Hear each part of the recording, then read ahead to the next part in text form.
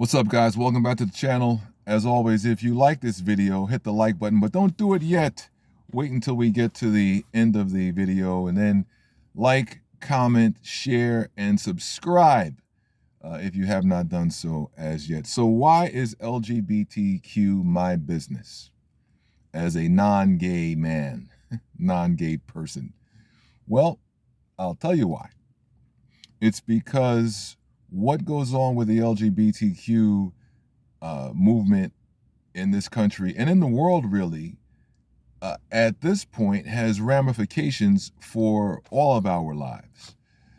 Because our lives, our right to free speech is being disintegrated because of society wanting to placate the most sensitive group in the room, metaphorically. And not only that, but because the LGBTQ movement and the Black Lives Matter movement are one and the same, I, being a black man, have skin, so to speak, in the game because they are using the ruse of caring about black people, black men in particular, who are allegedly prone to be gunned down by the cops, as fodder for their folly. Okay, and by the way, this is how crazy it is. I actually have good friends and actual relatives that have advised me to never talk about the LGBTQ because they're afraid of me being canceled. I'm like, hey, I'm not even famous. I mean, but that's where we are. They have browbeaten people into not wanting to confront the truth. And that's why you can have a Supreme Court justice nominee who was nominated because she is black and a woman. That's the whole reason she was even nominated. Okay, and that's not knocking her. President Biden said, I'm going to nominate a black woman. And then for this black woman to say that she can't define what a woman is, and to not have that be instant grounds for, okay, yeah, we obviously have the wrong person here. You're not what we thought you were. Okay. To have that not be the case just shows you how far gone our society has become. And it's because of largely the LGBTQ movement and the woke, it's all tied in together. Okay.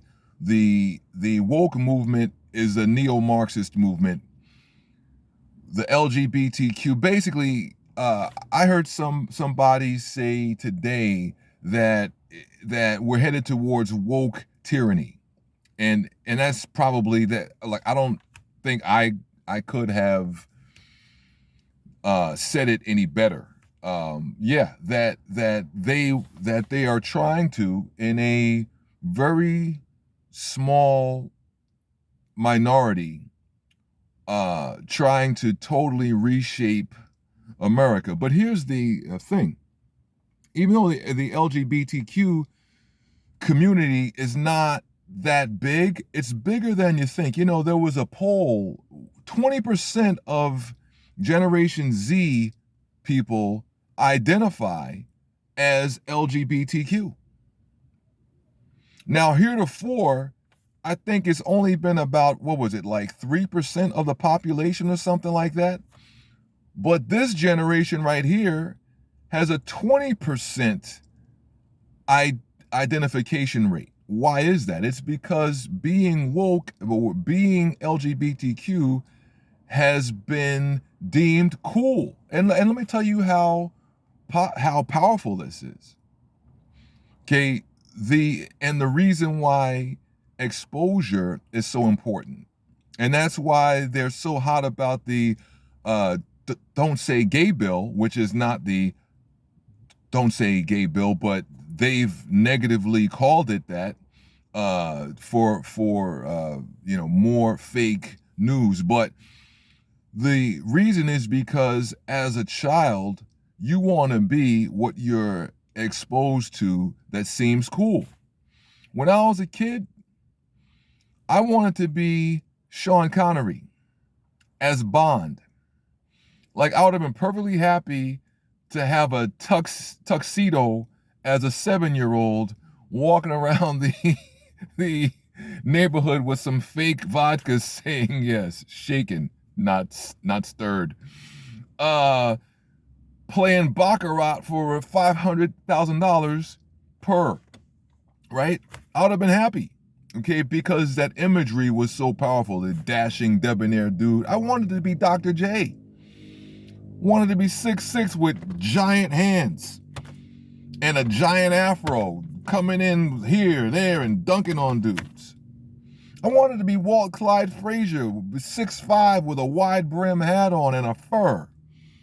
I wanted to be Joe Namath, just like, just killing the game, playboy, just drinks and women and quarterbacking.